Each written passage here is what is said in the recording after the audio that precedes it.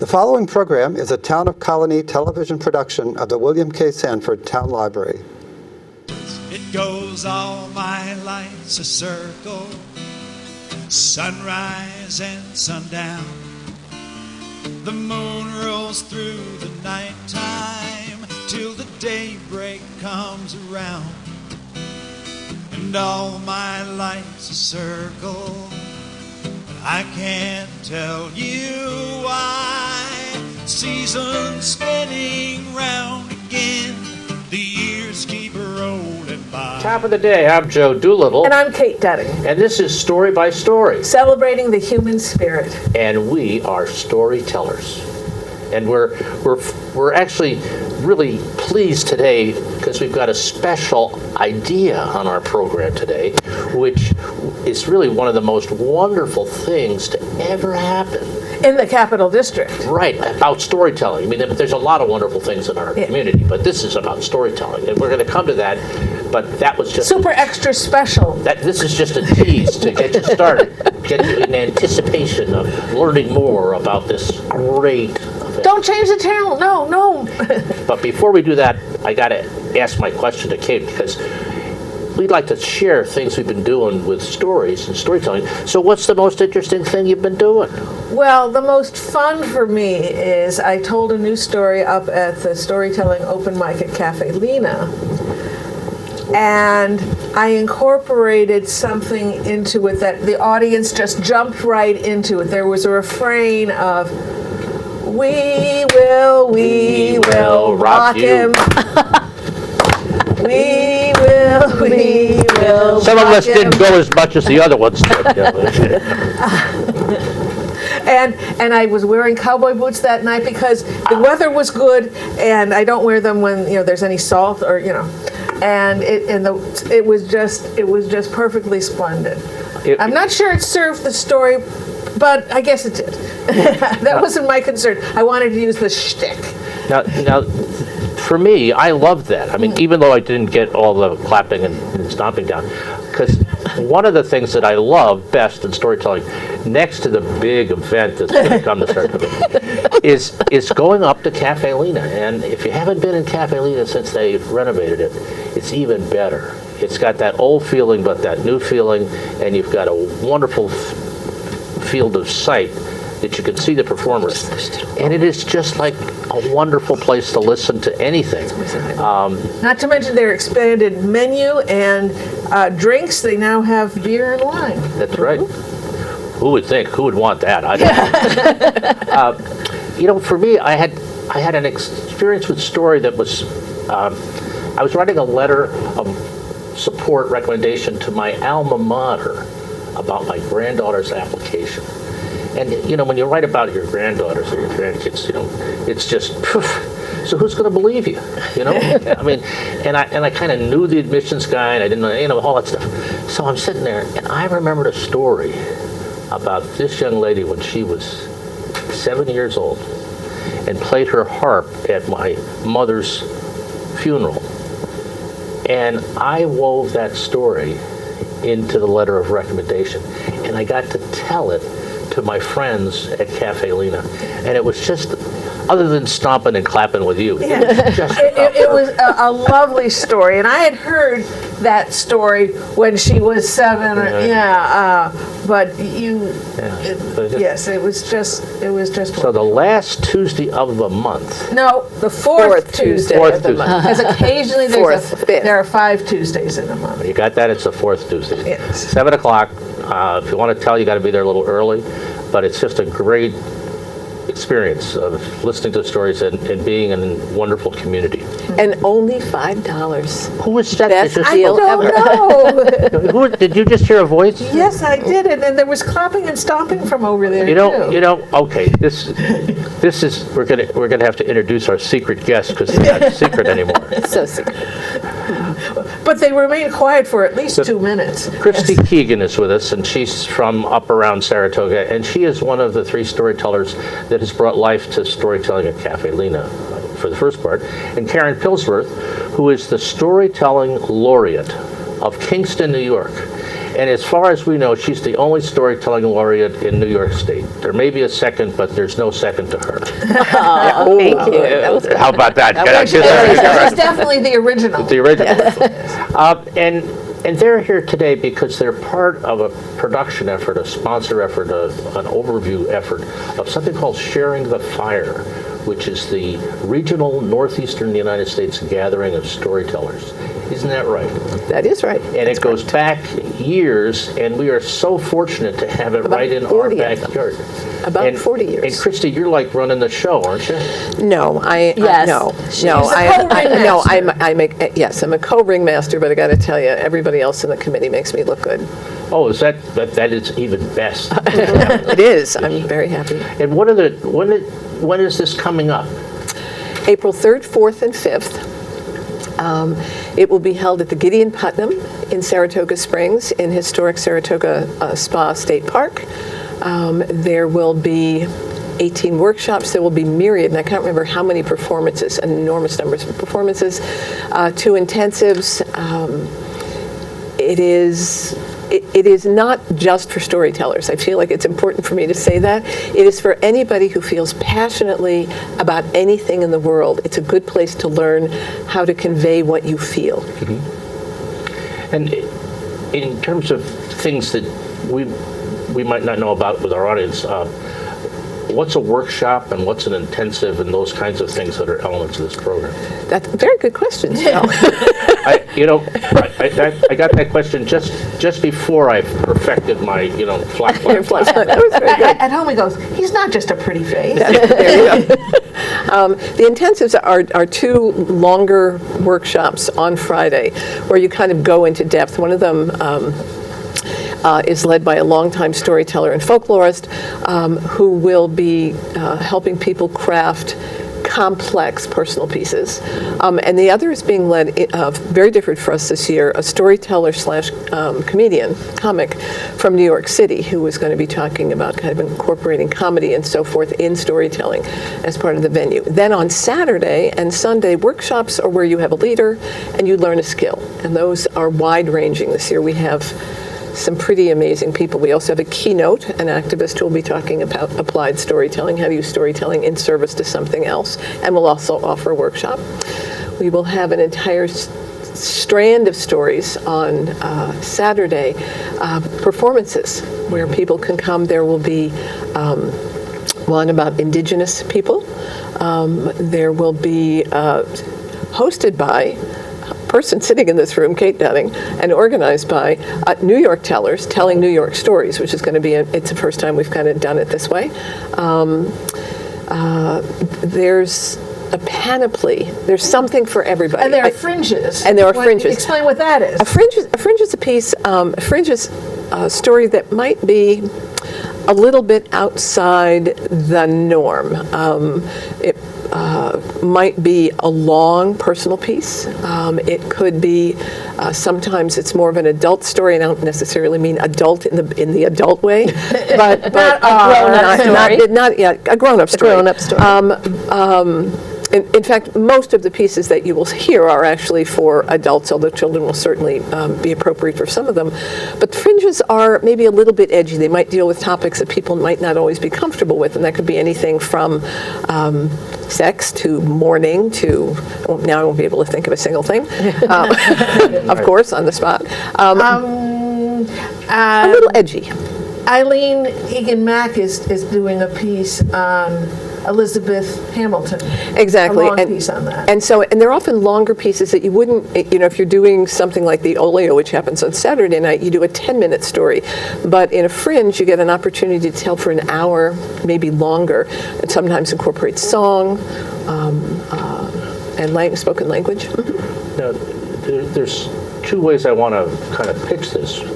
First, if you're interested in storytelling at all as a thing you'd like to do with students or with people at work, whatever, think about coming to this, because this is like the graduate level course in storytelling in a weekend.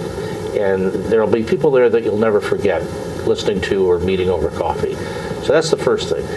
The second thing, if you go to the website, you'll find these performances are going on, and you can come and go to the performance performances without registering for the big conference, even though that's very reasonable. But those are also great opportunities to listen to stories and to meet and connect with people. And it is a wonderful, wonderful element. And our hats are off to all you guys that are working on this thing to pull it together. Because Karen is co-chair of Publicity. Publicity, bless you.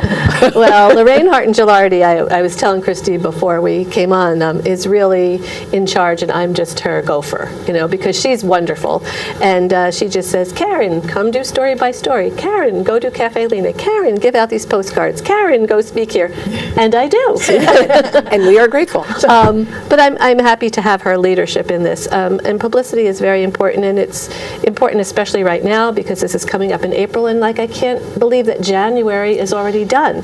So this is coming quickly. Right. And I do want to stress, and I have sent out to all of my friends who live in this area who might not want to come for the whole conference, for all those workshops, to come for some of those single performances and to see it. And you might be captured by that, and next year say, oh, there's so much more I want to do, and come back for the whole conference. You also have the ability to buy one day of the conference rather than the entire conference, which is nice. There is a first-time attender, a very greatly reduced fee for a first-time attender, and it also is unique in that the conference originally about 40 years ago started in Boston, and rarely leaves the East Coast. The East Coast people have had a very difficult time letting go of it.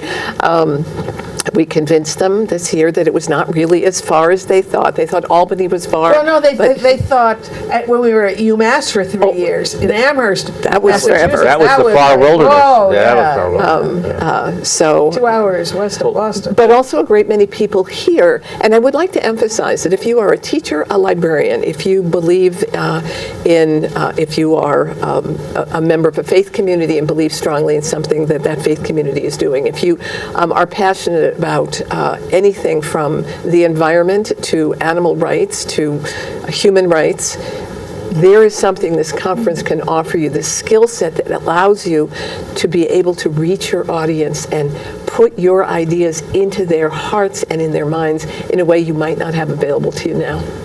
Many people in business are now taking storytelling courses to explain the purpose of their business, The mission of their business, right, absolutely. to not only their customers but to their employees.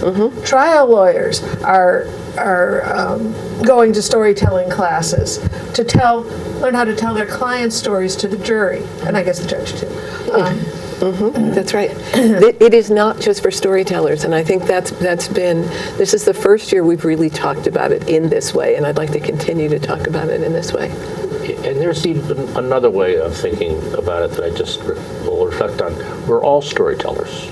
And sometimes you discover that the story within you or the reference you want to provide is better with story.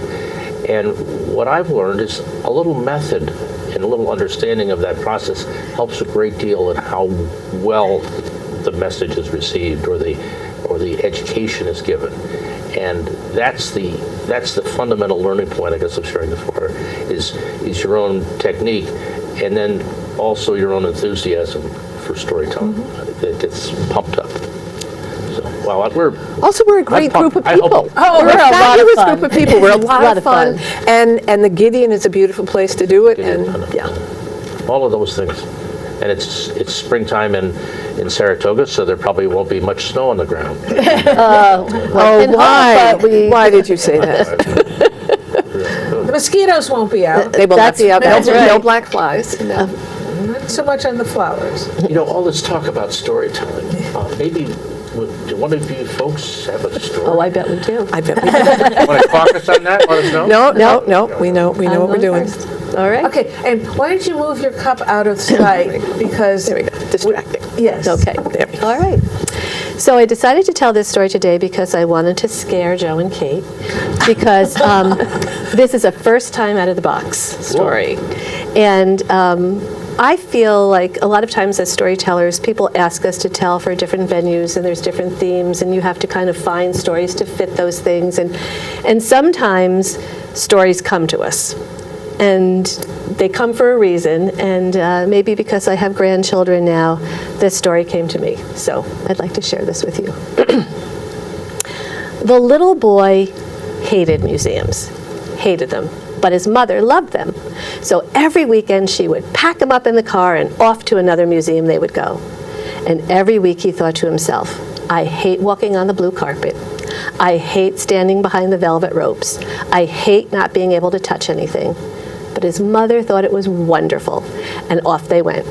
Well, on this weekend, he was particularly ornery and did not want to go. But he got in the car with his mother, and he went through the rooms, and finally he said, please, please, please, can we leave? And she said, well, we came to this museum for a special reason. There's a new exhibit. I promise it's the last room we'll go into, and then we'll go have something to eat. So the little boy rolled his eyes, and off they went. They walked into a room. He walked on the blue rug. He stood behind the velvet ropes, and he looked. It was a huge room, and there was only one object in it. And he looked at it. It was, I don't know, it was a piece of wood standing on 4 poles. And he very clearly read the sign that his mother showed him how to do to explain what was in the museum, and it said one word, table. And he looked at his mother and he goes, great, can we go now? And she said, well, did you read it? And he said, yes, it says table, whatever that is. I guess that's what this is. It's a table. And she said, well, you know I have to tell you more about it. And he said, of course you do. So his mother said, now this was something that people had in their houses a long time ago. My grandmother had one, so I remember it. And it was a place where people would come and they would sit around it and they would eat their meals. They would eat breakfast, lunch, and dinner. The little boy looked at it and he said, well, where's the TV? Is there a place for your iPhone or your iPad? And she said, oh no, those things weren't even invented yet. But let me tell you, so people would have breakfast and there would be scrambled eggs and French toast and bacon frying and the smell of coffee perking on the stove. And then everyone would sit down and eat before they went to work or school. Well, they didn't just like pop a waffle in the toaster or eat some Cheerios. Well, they could have, his mother said, but they knew about nutrition back then. They knew that it was important to have a good meal before you went out for a long day of work or to school. Huh, said the little boy. What about lunch? Well, lunch sometimes was pretty fast. It might be just a sandwich or a bowl of soup and a piece of fruit. But dinner, said the mother, dinner was amazing. Everybody would come and they would sit around the table and the table would be set. It would be set where? It already had its own room. Where would you put it? No, said the mother. That means you would set it a place setting. There would be a dish, and on the left there would be a napkin, a cloth napkin with a fork, and on the right there'd be a knife and a spoon, and a real glass would sit right in front of the plate. And then steaming bowls and platters of food would be brought in and set on the table, and the whole family would come and hold hands and bow their heads and say a prayer, thankful for the food on the table, for the people who prepared it, for the farmers who brought it to us, and for each other. And then the food would be passed, a plate one to the other, each taking only enough for themselves to make sure there was enough for everybody else sitting at the table. And then they would talk and laugh, and they would always ask, what did you do at school today? And just like you, they would say, nothing. But they would poke and prod until they heard about something, a spelling test or a game played at recess. And then there'd be dessert. Oftentimes it was a can of fruit opened and placed in little bowls that they would eat, and then the parents would sit and sip coffee, but the children would have to be asked to be excused. Excused for what? What did they do that they needed to be excused? No, said the mother. They have to say, may I please be excused in order to leave the table. And if they had finished everything on their plate, then they could get up and play. The parents would sit and drink their coffee before they would call them back to do the dishes. You mean put the dishes in the dishwasher? There were no dishwashers, said his mother. One of the grown-ups would put the dishes into hot, soapy water, and then they would rinse them and they would pass them to one of the children who would dry them with a cloth and then give them to the other parent who would put them away. And they had to do this every night, said the little boy. Every night, said the mother. But then the weekend would come, and then all the relatives would come for Sunday dinner every Sunday, and they would have to put leaves in the table. They went outside and got leaves and put them in the table. And what was the purpose of that? No, said his mother. These were like big wooden rectangles, and the table would be opened up, and the leaves would be put in so it could get bigger and bigger. My grandmother had a leaf stand in the corner of the room where there were 6 leaves in it, and you could take out each one until the table got bigger and bigger and bigger until it could fit everyone. And people would sit a long time around that table. Now the little boy was curious. Well, okay, but still, it takes up a lot of room. It takes up a whole room, and you just use it for eating? No, said the mother, no. There were lots of things done at the table. People would do crossword puzzles. People would do jigsaw puzzles where they would have 1,000 little pieces, and they would have to push it to the end of the table and scrunch at the other end and eat until that jigsaw puzzle was finished. The morning paper was read at the table. Sometimes in winter, on long, cold nights, there would be board games like Monopoly and Trouble played for hour after hour. Laundry was folded at the table. Sometimes late in the night, parents would sit and write out their bills and try to figure out how they would make ends meet, or they would make their grocery lists. Sometimes, said the mother, after the children were in bed on Friday night, the parents would invite the neighbors over to play cards, and they'd have highballs. She didn't even want to explain that to the little boy. And so she went on and on, talking about all of these wonderful things, and the little boy really was interested. And she looked and she said, I bet I've talked enough today, and I think it's time to get something to eat. And she reached down for the little boy's hand, and he looked back at that table one more time. And he reached up and he put his hand in hers, and he said, are we going to get something to eat? She said, yes. He said, do you think we could go someplace where they might have a table? And that's the story.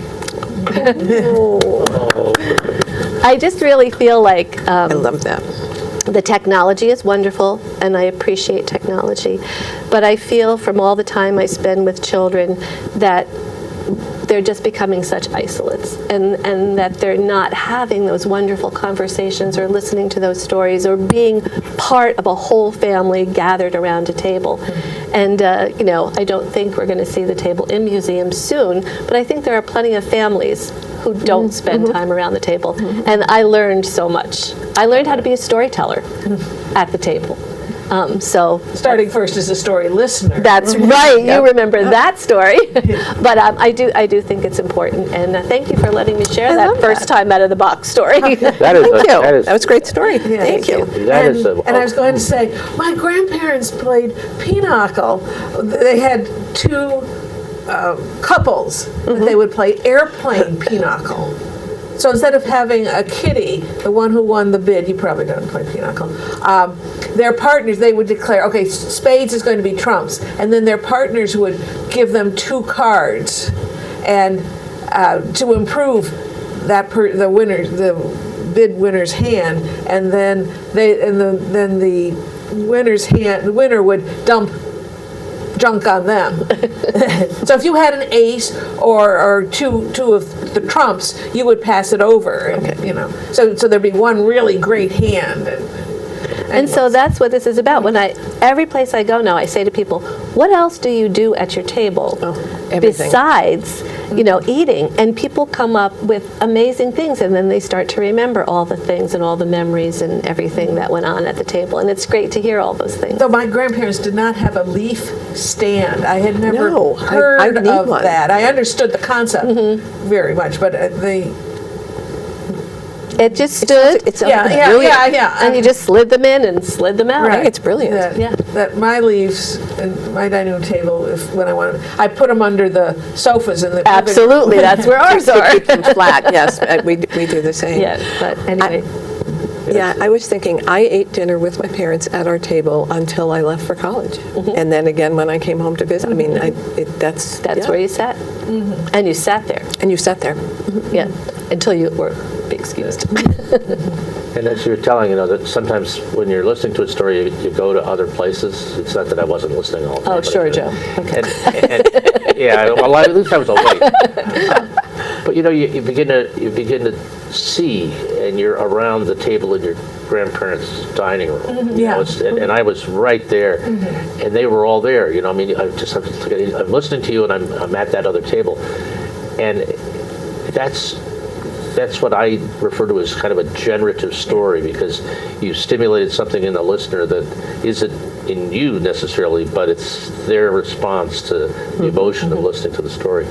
And I just commend you to that. I think that's a great story, and I'm so pleased that we'll have it with this tape of this show, because I think it's a very valuable element for storytelling. More than just a good example. So, there you go. Thank you. Yeah, that I was at my mother's parents' apartment, and after World War II, housing was short. So my mother and father moved in with them to a bedroom on the 3rd floor, and my youngest aunt, who was a teenager, was in the other bedroom on the 3rd floor, and the third daughter in the family and her husband and their baby daughter, Laurel, were in the back bedroom, and my grandparents were in the front bedroom. And so there were, and eventually my infant brother joined them. So eventually there were three people families, you know. So there were 9 of them around the dining room table, 1 bathroom. Let's just pause that for a moment here. And my grandmother didn't like to put leftovers away.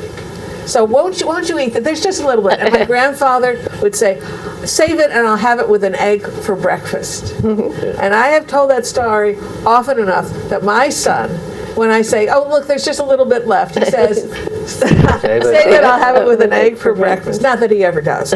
Well, no, steak, if we have leftover steak, he will have that. Well, no eggs, actually, for breakfast. I ran a shelter for a number of years. It makes me think.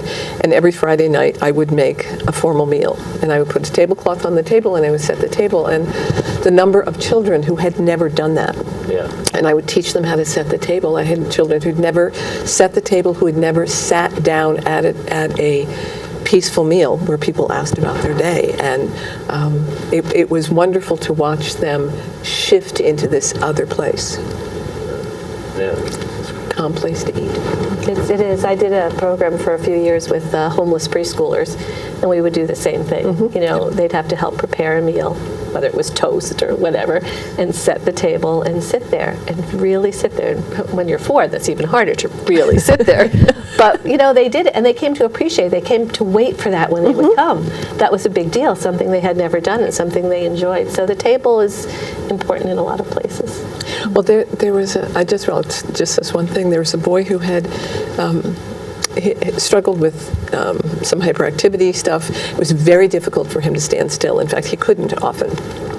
But he would, although he couldn't sit at the table easily, he would stand at the table until we were all done, because it meant so much to him. Yeah, he'd never been included that way. Good story. Thanks. Story. And does it have a title yet? The table. Oh, duh. The table. The table. It is the table, yes. Okay.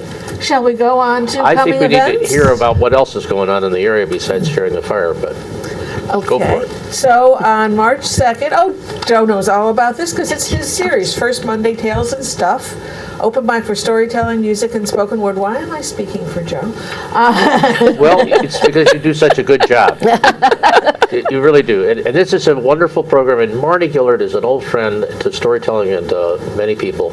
And it's Stories with an Irish Lilt. And I've listened to Marnie tell stories, and I often travel to other places because she is very generative. So I encourage you to come down. We have cider and donuts. And where is that? It's in the Stockade in the First Reformed Church in the historic Poling Chapel, which is named after one of the 4 chaplains who was sunk on the Dorchester during World War II, and was the minister of that church before he went to war. So there's a lot of stories in the room, and join us. Then on Thursday, March 5th, there will be a meeting of the Interfaith Story Circle, Stories of Bridge Builders. And they will have 3 featured tellers, 3 clergy members from Christian, Jewish, and Muslim. And it'll be preceded by a vegetarian potluck and then which is optional for you to attend, and then storytelling 7 to 9 at Congregation Beth Emeth on Academy Road in Albany. They have monthly meetings September through June at different houses of worship where people tell stories of their faith and traditions, and they discover how much they all have in common. And then a series in Albany on the second Tuesday of the month, which is March 10th, the Front Parlor series. A topic is announced a couple of weeks ahead of time, and people can come and tell short stories, 5 or 7 minute personal stories, at Little Peck's on Broadway in Troy. That's been running for 7, 8 years, I think. It's changed venues, but in Troy. Then right here at the Colonie Town Library will be a monthly meeting of Story Circle, the Capital District. We have a meeting every month of the year. And you can come and share stories, please do not read them, and get as much or as little feedback as you like. So if you're kind of interested in learning just a little bit more about storytelling, that meeting here at the Colonie Library is a great opportunity to kind of get familiar in an informal setting. So we look forward to seeing you. Come on out. And then to finish our 13th season at Proctor's, we being Story Circle at Proctor's with our series called Word Plays, we'll have a session on stories all about lemons to lemonade. On Sunday, March 22nd, 2 p.m. at the lower level, one might call it the basement of Proctor's, also known as the Hearst Education Center or the Underground, with Claire Beetlestone, Betty Cassidy, Joe Doolittle, Margaret French, Bonnie Mayan, Claire Nolan, Sandy Schumann, and someone else to be determined. So please come and join us. It's a modest fee, a little more than, the open mic up at Cafe Lena, but what you'd pay to go to a movie. And featured on the 4th Tuesday of the month, September to June, at Cafe Lena will be Lorraine Harton-Gilardi and Karen Pillsworth. Who the heck is she? Did I say March 24th? So that's the month, and just want to remind us what our 13th season, I guess, looked like. 5 word plays and 1 celebration. You can get stories on demand from our website. Go to storycircle@proctors.org, click on YouTube for over 200 stories. And you can watch our TV shows on demand. Story Circle at Proctor, click on Story by Story. Wow, that's a lot of stories. I know. And that doesn't even include, the next month.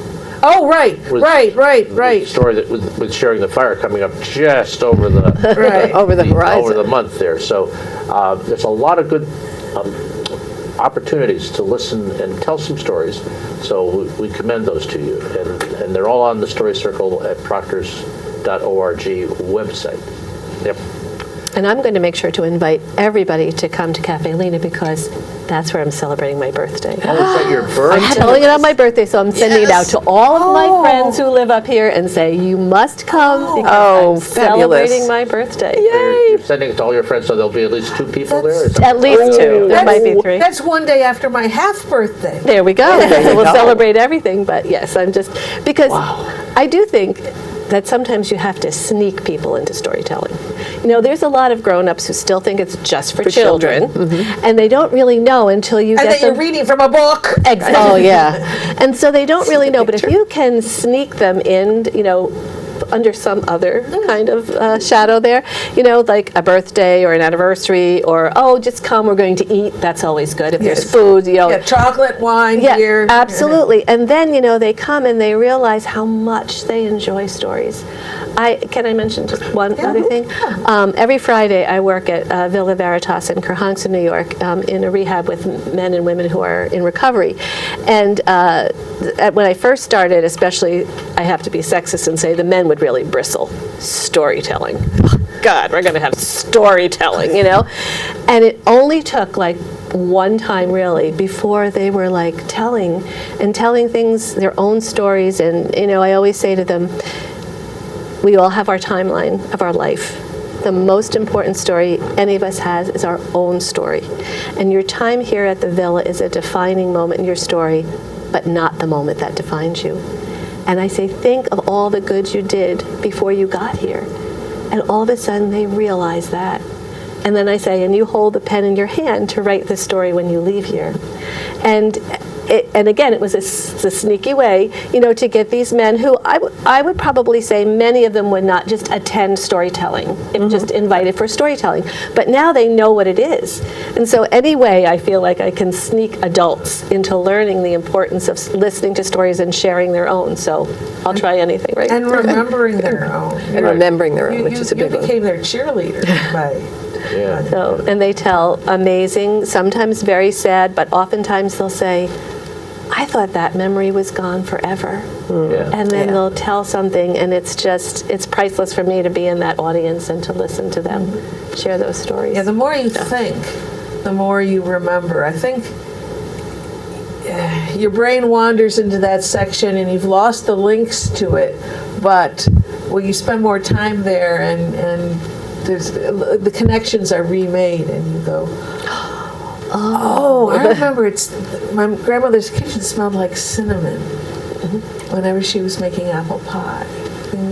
And they do, and we talk about having a memory box. And for some of them, we talk about the actual physical things you might put in there. But one day a gentleman said, I don't have a box. He said, but if I did, I would put in my baby's first smile and my grandfather's laugh and the smell of my grandmother's tomato sauce. And then everybody else in the room had a memory, and it was great. So, so I just wanted to mention that. I'll sneak people in however I can. And some others you'll invite directly because it's your birthday. Right, That's right. exactly. Yes. A storytelling evangelist, looking like a retired kindergarten teacher, under the guise of. Now, do we have another story? Yes. Do we have We time do. for another story? Yes. Just a Greg, should they switch places? Nope, We Greg good? has a comment. Okay. Sorry, we didn't discuss that ahead of time. Greg is our producer, director, man extraordinaire, working all this. He is the station He's the reason that you are seeing us and hearing us. and hearing us. This story was also debuted at Cafe Lena. And it comes out of being a certain age, and I am that certain age. I'm 70 now, and feeling a little bit invisible in places. And also because it's really fun sometimes to make fun of the healthcare industry, and that's what I'm going to do, despite the fact that I have doctors and nurses in my family. All apologies to everybody. So when I was about 16, I had a friend who had too much to drink, and he got in his car and decided to take off. And I thought, as a good friend, that I should stop him. And so I put my hand through the window to grab the keys just as he hit the gas. And I managed to pull myself out of the car, the top half of me, but the bottom half of me, my feet, went directly under both tires, breaking every toe in many ways. And so for my entire life, I've had Frankenfeet. They're not pretty. My toes got to go this way and this way and this way. And over the years, however, about 5 or 6 years ago, I had them repaired. They broke all of them and they fixed all of them. And they're still Frankenfeet. At least the scars all run in one direction. But there's a condition that happens. It's called cellulitis. At certain times, if they get irritated, and I know what it is, and it needs an antibiotic. Not a difficult thing. And it's happened 3 or 4 or 5 times. I know my feet well. I've been living with them a long time. So I went to my local emergency care. And I waited, and the nurse came in, and I took off my shoe and my sock, and I explained everything, and she looked at my toe, and she said, yep, that's cellulitis, but you need the doctor to write a prescription. And I thought, well, all right. So I waited in the way that you do, and the doctor came in, and he looks at my toe, and he said, well, yes, it does look like cellulitis. And I said, really, so then all I need, I've had a lot of experience, and I just need a prescription for an antibiotic. And he said, well, but it might be broken. And I said, well, it's not broken. And he said, well, how do you know? I said, because I know my feet really well, and I've broken them so many times, I would know if it was broken. He said, I think we should get an x-ray to make sure. I said, I don't need an x-ray. He said, but it might be broken. I said, okay. So if you take an x-ray and it is broken, what will you do for my foot? He goes, well, nothing. We don't do anything for a broken foot. So I said, well, then I don't think I need an x-ray. What I need is a prescription for an antibiotic for the cellulitis. He goes, well, it's cellulitis, but I think you should have an x-ray. 18 minutes of my life I spent in this conversation.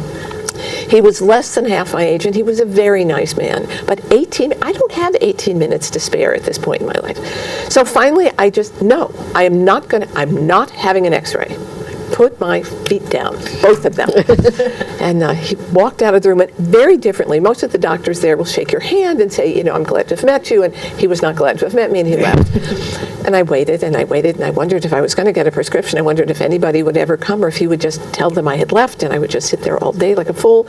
And then finally the nurse came back in, and she had the prescription in her hand. And she gave it to me, and I kind of told her what had happened. And she burst out laughing, and she said, oh, that one. Yeah, he's been looking for the zebra in the horse herd for a long time. Looking for the zebra in a horse herd. Yep, in a herd of horses. That's how she put it. Yeah. Man, oh man. Not a good listener. Not a good listener. He should come to the conference. He should definitely come to the conference. He should sign up. Right? I don't think we have a workshop explicitly on how to listen. But maybe we should. Maybe we should. Yeah. And how to watch. And the steam is coming out of her ears. And how to listen to somebody who might actually know something. Yeah. Yeah, it's been an interesting time, this aging thing. Yeah. But we are becoming elders and not elderly. That's right. I am definitely not elderly. No. Oh, no. Yep. So elders we are. Yeah. There's a whole language in healthcare about patient-centered care, and you'll hear the CEOs and people talking about it.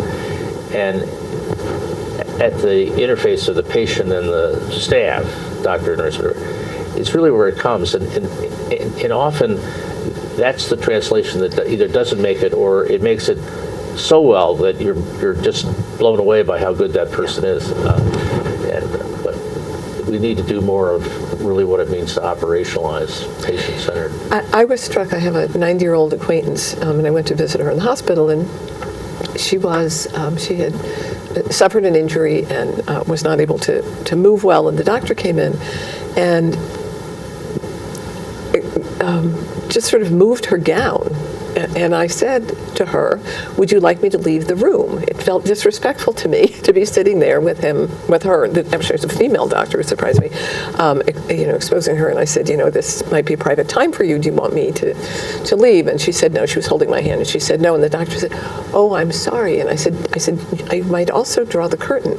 And I was shocked. This is a hospital.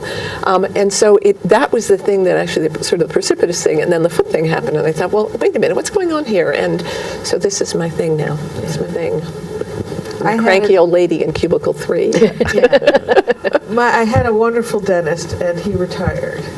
And then I was assigned to his partner, who would say hello when he came into the room for the final exam after the cleaning, and then would proceed to only talk to the dental hygienist.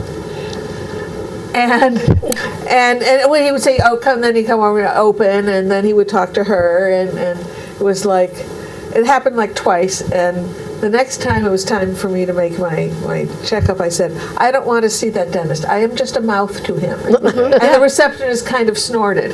And no, but I think it's real. Yeah. And if healthcare continues to escalate in cost, at the very least, I want better care. Mm-hmm. Let's reminded of another segue. I have a friend who is part of the cast of the second-year medical students, where they get to interview a patient who's not a patient, but your school. Okay, fun. And she just can take them places they never thought they were going to go. And having a glass of wine with her and listening to some of the debrief is really good. Oh, I bet. So I can only attest that there's a few great hearts working on this issue, at least at the medical school level. But, no, I would say that my GP is extraordinary, and my pulmonologist, both of them, extraordinary people who will spend an hour with me. But there's some youngins who need some learning. Mm-hmm. Yeah, I remember I was, when I was pregnant, it was my second pregnancy. I had a tubal pregnancy first and lost the baby and a tube. And so I was at, not my OBGYN, one of her partners, for like the 2-month visit or something. And he said, it was a time when ultrasounds were not routinely given. He said, would you like an ultrasound to confirm that this pregnancy is the fetus is in the right place? I said, yes. I didn't know I could do that. I had only had an ultrasound when it was, anyways. But see, these are the things you learn around the table. Yes. These are the stories that we're sharing.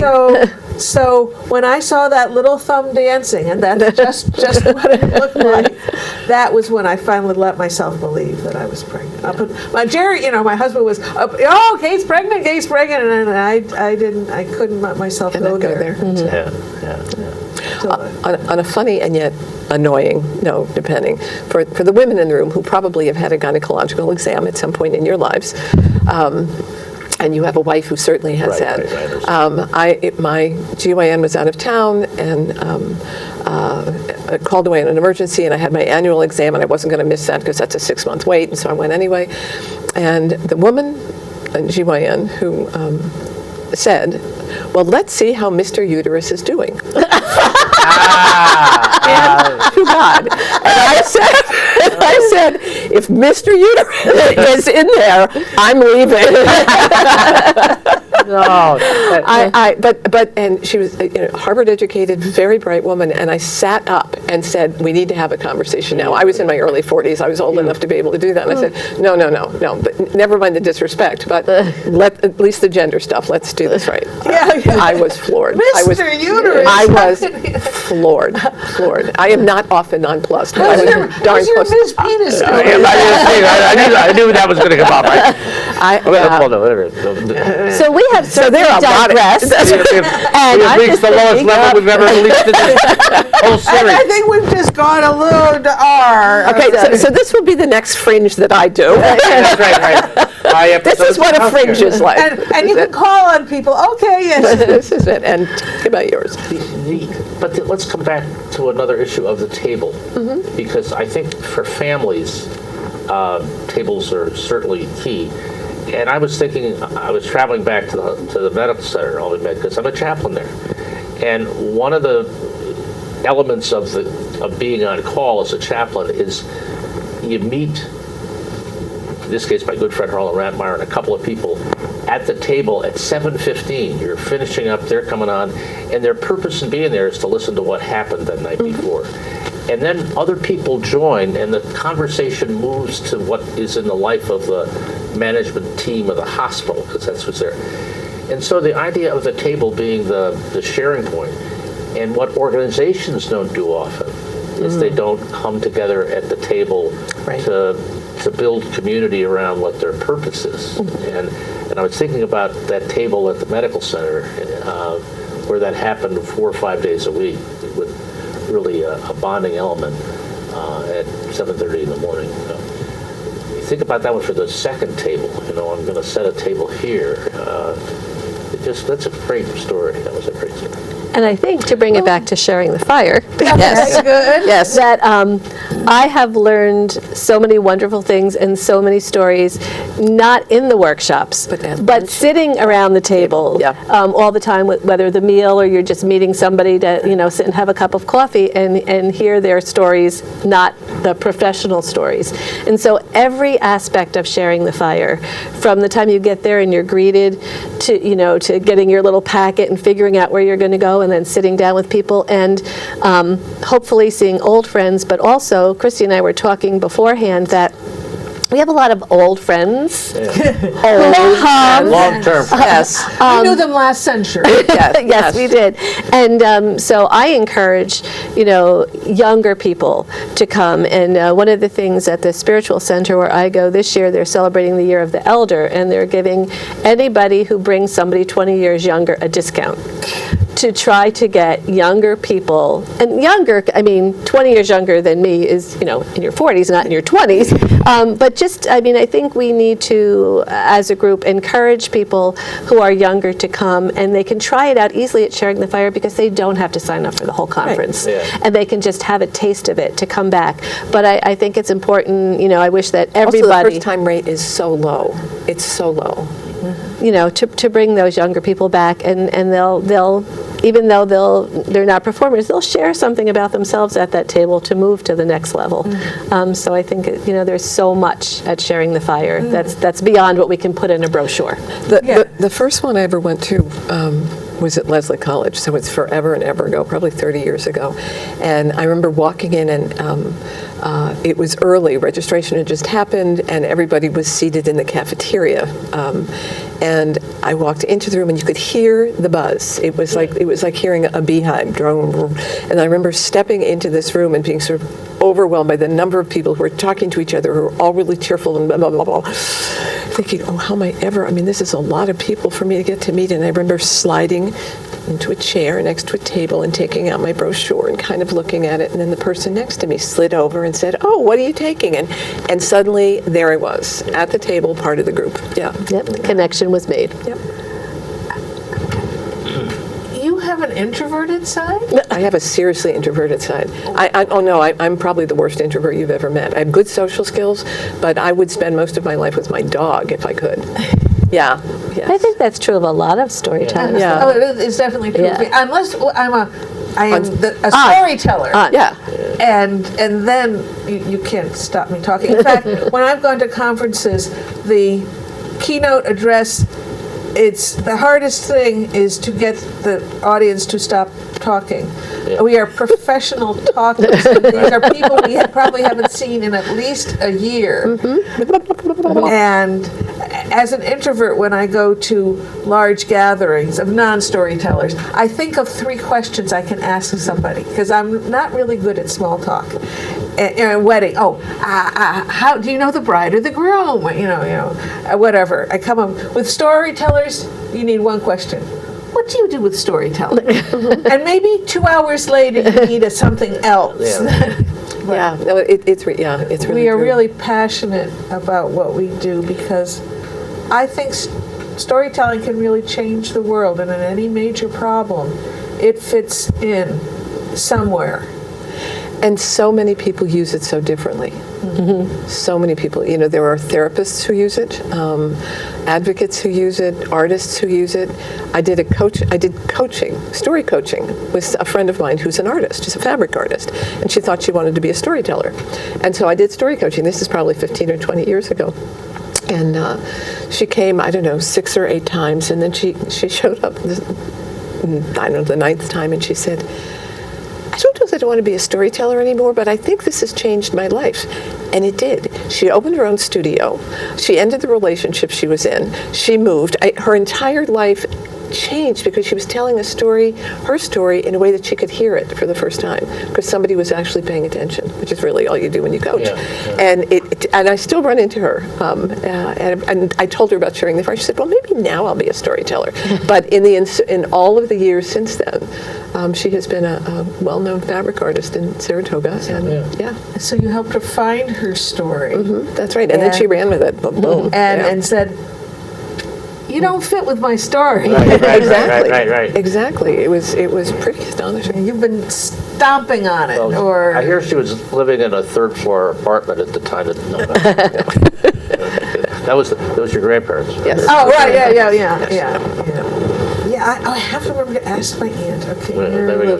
Get the rest of the story. I grew up living in a 3-bedroom house, but occasionally being woken up by my father's nightmares. They're after me, and I always assumed they were Germans, because he was in World War II.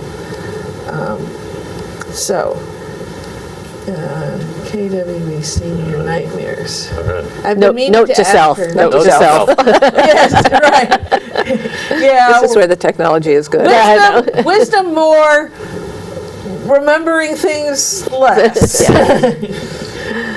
That's why I write down my silly jokes, because I said, you have so many, you have to Yeah. write them down. yes. So, And anytime you want the collection, just let me know. and I'm That's happy to okay, share. Kate. We'll let you continue to surprise us. That's it. Well, no, you might have a use for them. well, yeah, like when my grandchildren always come up with, silly jokes, and I never have one to say back to them, so now I know where to go. Yes, yes. The Book of Kate. Kate, the book of Kate. Do you know what one snowman said to the other? No. Does everything smell like carrots to you? That's appropriate for the That's right. Yeah. So is the dinosaur. Okay, well, I don't know exactly how old they are. Well, so. one is 9 today. Okay. 1 is 9. Oh, The only granddaughter is 9 today. that's great. So, That's great. Oh, so you became a grandmother 9 years ago? 10 years. 10 years. Yes. My children Oh. decided that they needed to have, one came and said they were pregnant, and then a couple months later, the other one came. So those were a few apart. Then the second round, one came, and the next day, the other one came. Wow. And those 2 children are only 8 days apart. So it's like having twins from different families. So there are 4 now, and it's wonderful. And I do Camp Nona, and we have a great time. It's a little competitive of your children. I know. I did it. So yeah, but I think this is the end. But you never say that. So anyway, You it's don't know. wonderful. You don't know. It is wonderful. Beatrice. At some other show, we'll do a thing on grandchildren, and I will tell you the story of our bonus grandchildren, which is a way you can acquire grandchildren without having them be your real grandchildren. And, modest investment, time and energy, a lot of great feedback and wonder. So All right. stay tuned That for would be great. Yeah. Yeah. Fun. So we have a little over 2 minutes left. Well, I say let's run through just one more time all the real facts about sharing the fire so people remember again when it is. And Christy? Okay, so on Friday, April 3rd, there will be 2 intensives, and then in the evening there will be a performance by the comedian who is delivering one of the intensives.